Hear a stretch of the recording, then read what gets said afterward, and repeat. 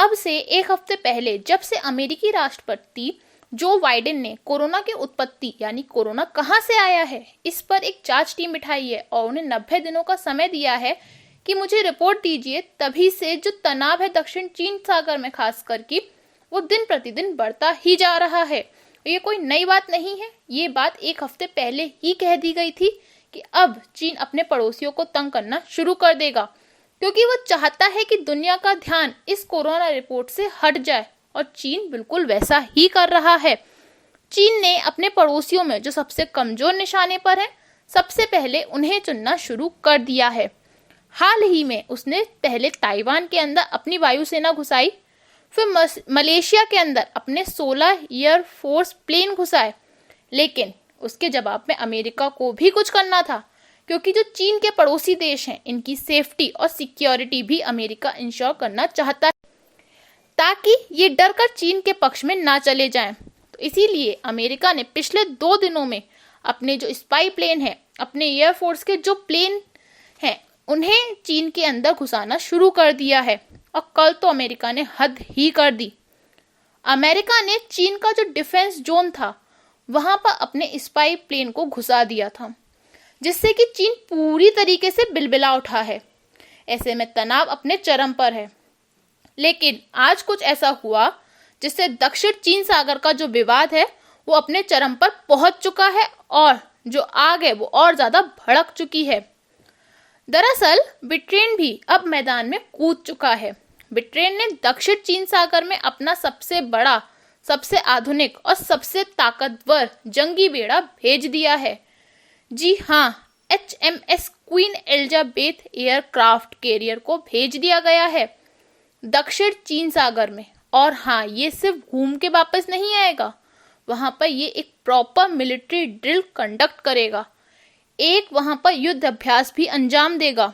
और ये अपने आप में बहुत ज्यादा बड़ी बात है, क्योंकि जो एयरपोर्ट है ना HMS क्वीन एलिजाबेथ, ये कोई मजाक नहीं है। ये अपने साथ 50 से ज्यादा F-35 लड़ाकू विमान लेकर चलता है। अपने साथ करीबन 40 से 50 ही FA-18 सुपरसोनिक लड़ाकू विमान लेकर चलता है और साथ ही करीब 18 हेलीकॉप्टर भी अपने साथ रखता है। तो जरा सोचिए, अपने आप में ये एक छोटी ही नौसेना है, तो समझ सकते हैं कि कितना ज्यादा दर्द देगा चीन को। खासकर से बात करें F-35 की, ये एक स्टेल्थ लड़ाकू विमान है। हो ये भी सकता है कि आने वाले 1-2 दिन में जब युद्ध अभ्यास होगा तब जो ये ब्रिटेन के F-35 हैं ये कहीं चीन के अंदर ही ना घुस जाएं। खास करके चीन के जो डिफेंस जोन है उसे ब्रेक कर वहां पेट्रोलिंग करके वापस ना आ जाएं। वहीं चीन क्या कर रहा है, तो देखिए, चीन कहता तो है उसके पास ऐसे रडार मौजूद हैं जो F-35 को डिटेक्ट कर सकते हैं, लेकिन अभी मैं आपको 2 दिन पहले की बात बताऊं, RC-135 40 साल पुराना स्पाई प्लेन चीन के डिफेंस जोन में जहां पर रडार तैनात होते हैं वहां पर घूमकर वापस आ गया और चीन को भनक तक नहीं लगी। ऐसा क्यों? क्योंकि चीनी हथियारों की क्वालिटी और चीन का बड़बोलापन। चीन कहता तो है कुछ है, लेकिन उसके जो हथियार है वो 1% भी ढंग से परफॉर्म नहीं कर पाते। और दूसरी बात, चीन में इतना दम भी नहीं है। अगर उसने डिटेक्ट भी कर दिया तो आपको लगता है कि चीन अमेरिका के, ब्रिटेन के या किसी और यूरोपियन देश के फाइटर जेट को मारकर गिरा देगा? कभी नहीं, क्योंकि चीन से मात्र कुछ ही किलोमीटर दूर अमेरिका का 7वां जंगी बेड़ा खड़ा है और उसकी फायर पावर वो है जिसे दुनिया में आप कंपेयर नहीं कर सकते। दुनिया की बड़ी से बड़ी नौसेना को धूल चटा सकता है 7वां जंगी बेड़ा, और उसकी मदद के लिए एशिया में तैनात है 4था जंगी बेड़ा। और इतना ही नहीं, अमेरिका की मदद के लिए उसके पीछे खड़ा है क्वाड देश, उसकी मदद के लिए अब ब्रिटेन भी आ गया है। ऐसे में चीन पूरी तरह से घिर चुका है।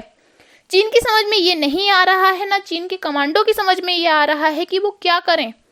ना वो रोक सकते हैं, ना ही वो मारकर गिरा सकते हैं। चीन बस अब एक ही काम कर सकता है, चुपचाप खड़े रहना। और ब्रिटेन ने बहुत ही सोच समझ कर अपना एयरक्राफ्ट कैरियर को भेजा, क्योंकि उसे पता है कि अगले 90 दिनों में कुछ भी हो सकता है। ऐसे में अमेरिका की मदद के लिए उसके जितने भी प्राइम हथियार हैं वे हर समय मौजूद रहने चाहिए दक्षिण चीन सागर पर।